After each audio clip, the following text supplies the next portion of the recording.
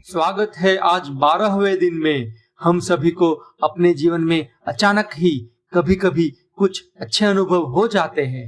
कभी कभी अनजाने में ही कहीं से मदद हेल्प मिल जाती है। बिल्कुल समय पे परफेक्ट एडवाइस, योग्य सलाह मिल जाने के कारण हमारे जीवन की संपूर्ण दिशा ही बदल जाती है।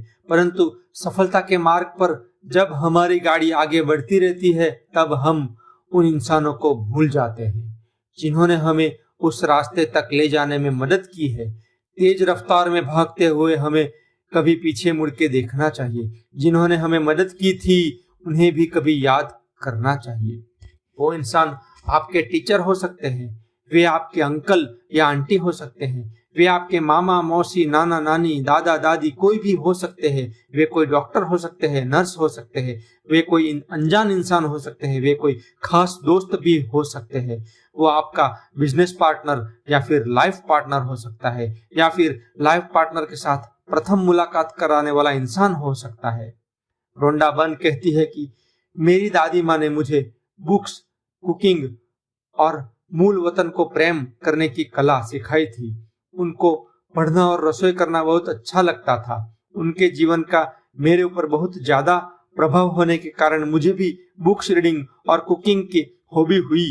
मेरे पुस्तक प्रेम ने मुझे सफल इंसान बनाया और मैं अभी जहाँ रहती हूँ वो भी मेरे मूल वतन के घर से बहुत मिलता जुलता है। रोंडा बर्न कहती है कि मैं जब छोटी थी तब मेरी दादी माँ मुझे बार बार सब लोगों का आभार मानने को बोला करती थी, रोज सिखाती थी। तब मुझे लगता था कि मुझे वो नम्रता का गुण सिखा रहे हैं, इसलिए थैंक यू कहना सिखा रहे हैं। पर जब मैं बहुत बड़ी हो गई तब मुझे समझ में आया कि थैंक यू जैसे शब्दों से कृतज्ञता व्यक्त करनी बहुत जरूरी है। मेरी दादी माँ ने मुझे दी हुई ये सबसे बड़ी गिफ्ट है। मैं हमेशा उनकी ऋणी हूँ। थैंक यू दादी माँ फॉर योर गिफ्ट।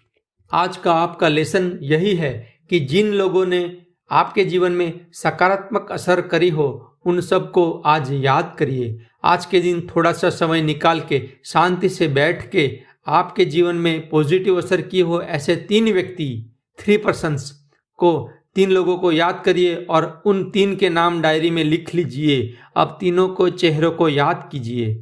ये प्रक्रिया कीजिए। देखिए, तीनों के चेहरों को याद कीजिए। ध्यान से याद करके एक एक करके बारी बारी तीनों के साथ बात कीजिए।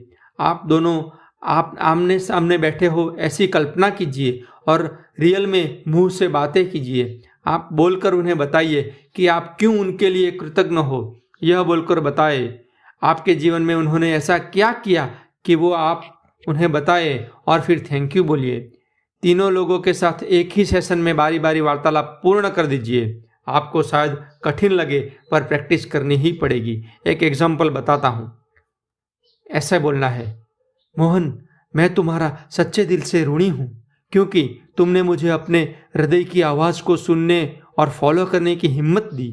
उस दिन तो मैं सही में बहुत ही कंफ्यूज था, कोई निर्णय ही नहीं कर पा रहा था। तुम्हारे शब्दों ने मेरे घाव पर मरहम सा लगाया, मुझे निराशा से बाहर निकालकर मेरे स्वप्नों को साकार करने की हिम्मत दी। उसी दिन मैंने फ्रांस जाने की वो ऑफर एक्सेप्ट कर ली थी और आज मैं अपने सपनों का जीवन जी रहा हूँ।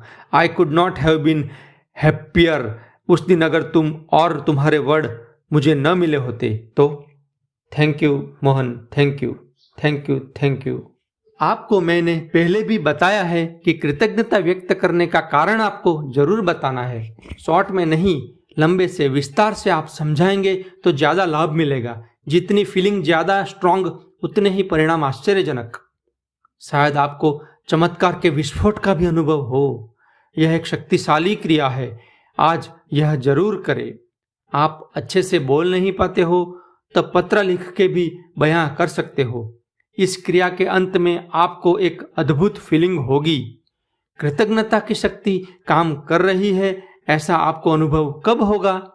जब आपकी अंतरात्मा खुशी से भर जाएगी तब। वही सबसे पहला और इम्पोर्टेंट सर्टिफिकेट है। दूसरी साबिती यह होगी कि अद्भुत चीज वस्तुएं और लोग आपके प्रति आकर्षित होंगे। इतना जैसे कम हो, जैसे जैसे कृतज्ञता की अभिव्यक्ति बढ़ती जाएगी वैसे वैसे और भी सारी चीज़ें और बहुत सारे लोग आपके प्रति खींचे चले आएंगे और आपके जीवन में खुशियां ही खुशियां और बढ़ेगी। जीवन में एक अद्भुत चमत्कार होगा जो केवल कृतज्ञता के कारण ही होगा। ईश्वर आपका भला करे। आज्ञा दे, कल फिर मिलेंगे लेसन नंबर 13 के साथ। Thank you, thank you, thank you.